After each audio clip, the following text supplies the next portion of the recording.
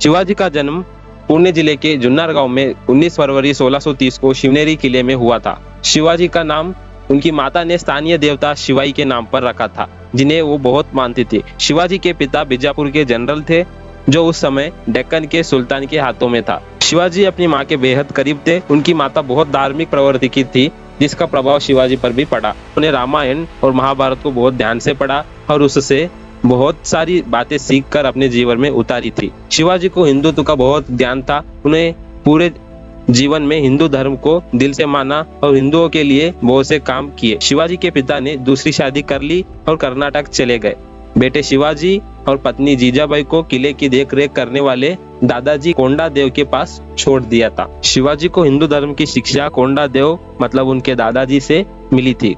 कोंडाजी ने उन्हें सेना के बारे में, घुड़सवारी और राजनीति के बारे में भी बहुत सी बातें सिखाई थी। शिवाजी बचपन से ही बुद्धिमान व तेज दिमाग के थे। उन्हें ज्यादा शिक्षा तो नहीं मिली, लेकिन जितना भी उन्हें बताया और सिखाया जाता था वे बहुत मन लगाकर सीखते थे।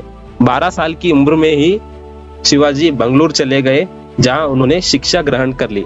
शिवाजी महाराज का पिता का नाम शाहजी भोसले था, जो बीजापुर के जनरल थे। उनकी माँ का नाम जीजाबाई था, जो बहुत ही धार्मिक प्रवृत्ति की थी। शिवाजी को धर्म और राजपाट का बहुत सा ज्ञान अपने दादाजी कोंडादेव से मिला। शिवाजी महाराज एक योद्धा राजा थे। वे अपनी बहादुरी रणनीति के लिए काफी प्रसिद्ध थे। उन्होंने हमेशा स्वराज्य और मराठा विरासत पर ध्यान केंद्रित किया था। शिवाजी महाराज गुरु रामदास से काफी प्रभावित थे। उन्हें अपनी मातृभूमि पर गर्व करना सिखाया। मराठा राज्य के संस्थापक शिवाजी महाराज को उनके प्रशासन, साहस और युद्ध कौशल के लिए जाना जाता है। औरंगजेब के साथ उसकी लड़ाई जगजाहिर थी। औरंगजेब कभी भी इस साहसी नायक को अपने अधीन नहीं कर पाया। उस दिनों मुगल हिंदू राज्यों को नष्ट करके हिंदुओं पर अत्याचार कर रहा था। शिवाजी ने मुगलों के खिलाफ जंग छेड़ दी और कुछ ही समय पूरे महाराष्ट्र में मराठा साम्राज्य को खड़ा कर दिया।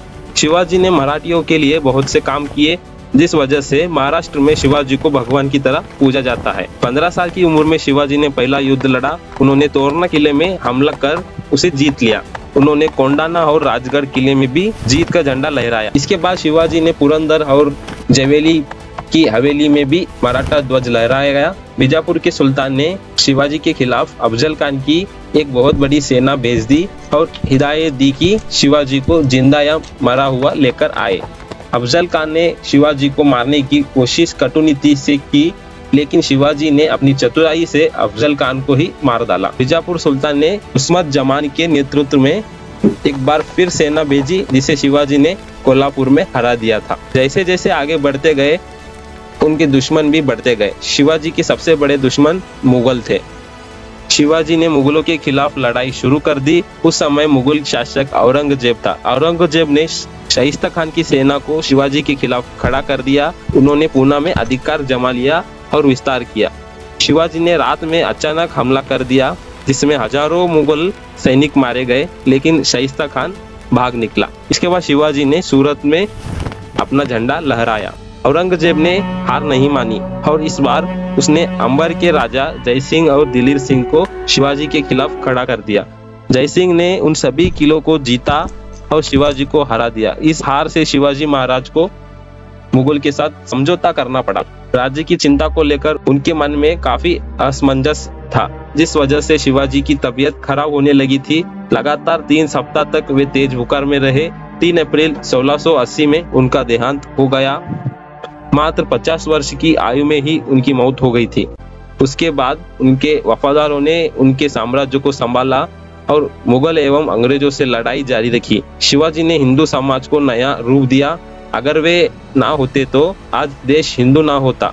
मुगल पूरी तरह से हमारे ऊपर शासन करते। यही वजह है कि शिवाजी को लोग भगवान मानते हैं।